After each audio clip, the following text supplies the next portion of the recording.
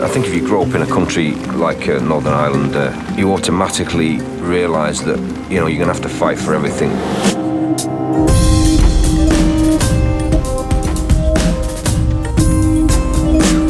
Well, you can take GMAC out of Portrush, but you can't take the Portrush out of GMAC. He's always going to have that fight in him. If golf was a street fight, you would want GMAC on your team.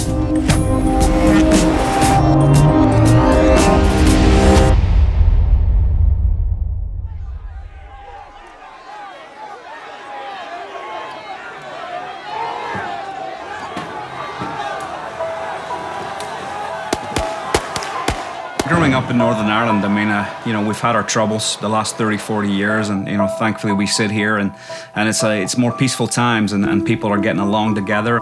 Growing up, having a Protestant dad and a Catholic mom in Northern Ireland, the things they went through together, they were challenging times in their courtship. But it's not about sides. There is no border really with the game of golf in Ireland. I grew up wanting to have the golf bag that said Ireland on the side of it, and I never thought about the border then. I had friends from north and south, and there was no religion. The religion was sport. Nothing was really ever given to me. Coming from a working class family, I bought my first set of golf clubs myself, by grinding out hours in the par 3 shop in Portrush, selling rental clubs and balls and stealing an hour on the range when I could, in the quiet moments in the Saturday mornings and Sunday mornings when no one really wanted to play golf. Back in those days, a brand new sleeve of balls was something special. Having to work to pay for that stuff, I think that really helped me understand that the privileges, they're more special when they're earned. I can remember when Graeme was 11, he was standing, he had always a golf club in his hand, and he was standing in the middle of the kitchen swinging this club, and his mum says, "Graeme, for goodness sake, what's not break something?" "Oh, don't worry, Mum," he says, I know what I'm doing. He says, whenever I become professional, he says, I'm going to buy you a big house. He's the finest example of dogged determination to succeed. He just works, he works. I guess the concept of being an underdog is something that's never really struck me. I've never really thought about it or embraced it. It's something that I look back on now and I realize that there was a certain element of that in me pretty much all of my life. I guess not being the most standout, talented player, I was always a guy maybe with a slightly quirkier golf swing, someone who had to work a little harder, someone who had to grind it out a little bit more than the talented guys, I guess.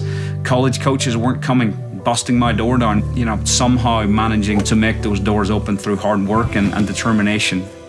Graeme, if you've any more hands, just stand there. The Skerries Cup semi-finalist, Graeme McDowell.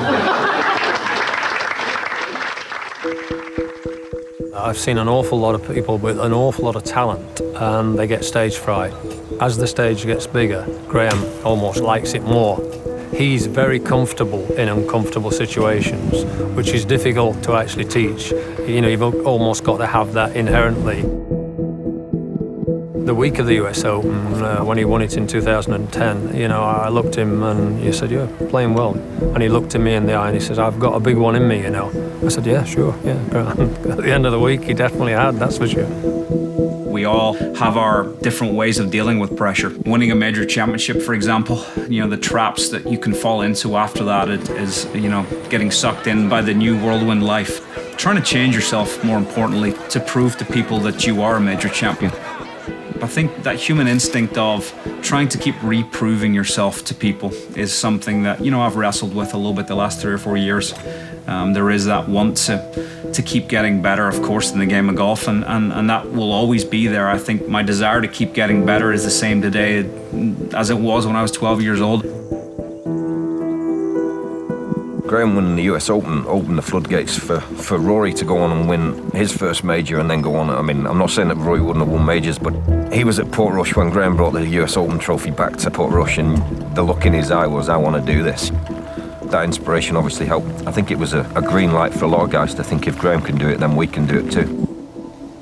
Well, Graeme has changed Portrush completely, because it used to be just a tiny wee speck in the earth, and now loads and loads of more people know it. It's just amazing to think that Graeme was here in the same pitch and putt, just like any of us juniors. He's pretty much our idol. Seeing the young kids, You know, you're vaguely aware of the kind of starey eyes looking up at you.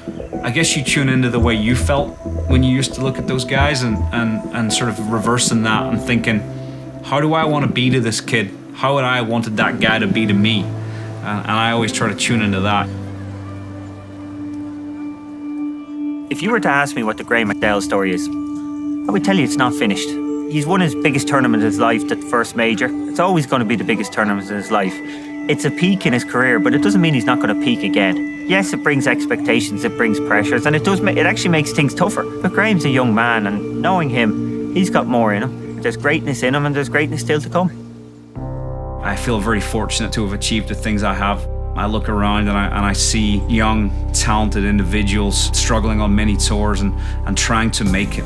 It's hard, it really is. It requires that X factor where it's kind of one part luck and it's one part desire and it's one part hard work. And I count myself lucky every day. I can scarcely believe that I could have come this far. What do I want next? You know, what do I want to achieve? You know, and for me, one major championship in the bank, I want a couple more. I've got little kids now, and you know, I have that visual in my head now of having your kid coming running onto the 72nd green of a golf tournament, you know, and celebrating with dad's victory. So that's the visual I have right now in my head, and that's the one I want, and you know, I want to work really hard to get there.